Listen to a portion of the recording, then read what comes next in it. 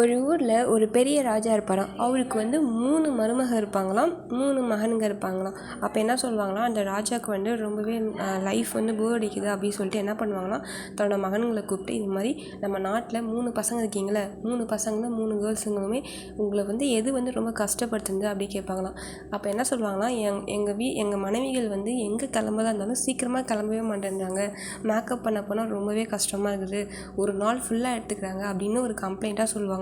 உடனே அதனால் ராஜா வருத்தப்பட்டு என்ன பண்ணுவாங்கன்னா, தன்னோட மருமகள் சுறுசுறுப்பாக ஆக்கணும் அப்படின்றதுக்காக ஒரு போட்டி வைப்பாங்களாம்.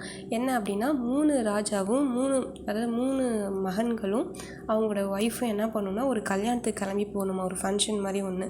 அதுக்கு எப்படின்னா 1 மணி நேரத்தில் மேக்கப் பண்ணிவிட்டு அழகாக போய் அதை அட்டன் பண்ணிட்டு திருப்பியும் வீட்டுக்கு வந்துடணுமா அந்த 1 மணி நேரம் கேப்பில்.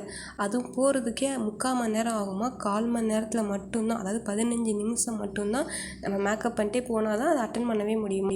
வேகமாக அந்த வண்டி போயிடுமா. அதுக்குள்ளே 3 பேருமே கிளம்பி, அதாவது 3 பேர்னா 3 பசங்களும் 3 பொண்ணுங்களும் கிளம்பி ஜோடியாக போய் அந்த ஃபங்க்ஷன் போய் அட்டன் பண்ணிட்டு திருப்பி வீட்டுக்கு கரெக்டாக அந்த அரண்மனைக்கு வந்துடணுமா.